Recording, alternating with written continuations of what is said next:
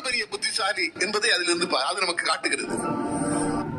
எம்ஜிஆருக்கு அறிஞர் அண்ணா இறந்து 1969 ஆசை வருகிறது, தமிழ்நாட்டின் முதலமைச்சராக வேண்டும் என்று.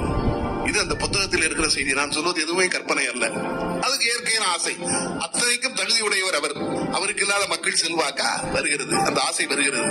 அப்படி எம்ஜிஆர் நினைக்கிறார், திமுகவிற்கு ஓட்டு போடுங்கள் என்று சொன்னால் ஓட்டு போடுவார்கள், எனக்கு ஓட்டு போடுங்கள் என்று சொன்னால் இந்த மக்கள் போடுவார்களா? இது சந்தேகம் வருகிறது. எம்ஜிஆர் எவ்வளவு புத்திசாலித்தனமாக அந்த சந்தேகத்தை தீர்த்திருக்கிறார் பாருங்கள். நாகிரெட்டியை போய் பார்க்கிறார். வாகினி ஸ்டுடியோ அதிபர் நாகிரெட்டியை பார்த்து, என்னை வைத்து நீங்கள் ஒரு படம் எடுக்க வேண்டும் சொல்கிறார். எனக்கு வந்த யோகமா இது, என்ன சொல்லுங்கள் என்றார். இல்லை, நான் தேர்தலில் நிற்பது மாதிரியும் தேர்தலில் ஜெயிப்பது தோற்பது மாதிரியும் இந்த படத்தில் செய்திகள் வரும், காட்சிகள் வரும், அப்படி ஒரு படம் என்றார். உங்களுக்கு எல்லாவற்றையும் நான் தயார் செய்து தந்து விடுகிறேன். அதில் எழுதுகிறார், 10 நாட்களில் பெரும்பாலும் காட்சிகள் எடுத்து முடிக்கப்பட்டுவிட்டது. 10 நாள் அந்த படம் எடுத்து முடிக்கிறது. நம் நாடு படம் பெயர். படம் தயாராகிவிட்டது, ரிலீஸ் ஆகிவிட்டது. வாகினி ஸ்டுடியோ அதிபர் நாகிரெட்டிக்கு எம்ஜிஆர் தொலைபேசுகிறார், நான் இன்று முதல் நாளிலேயே படத்தை பார்க்க வேண்டும் திரையரங்கத்தில்.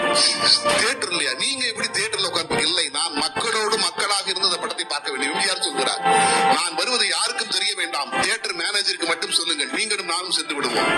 மேகலா தியேட்டரில் படம் ரிலீஸ் சென்னை. எம்ஜிஆர் வருகிறார் மாலை காட்சிக்கு.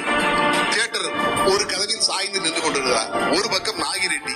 2 பேரும் படத்தை பார்க்கிறார்கள். படம் ஓடுகிறது. எம்ஜிஆர் அந்த சேர்மன் எலெக்ஷன் ஜெயித்து குப்பத்திற்கு வருகிற சீன் வருகிறது. வாங்க ஐயா வாத்தியார் ஐயா என்கிற பாடல் அப்போது வருகிறது.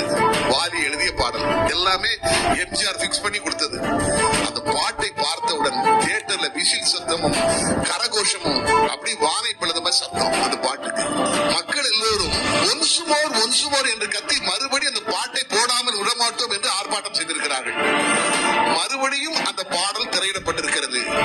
அந்த பாடல் 2வது திரையிடப்பட்டதும் நாகிரெட்டி எம்ஜிஆரை பார்க்கிறார்.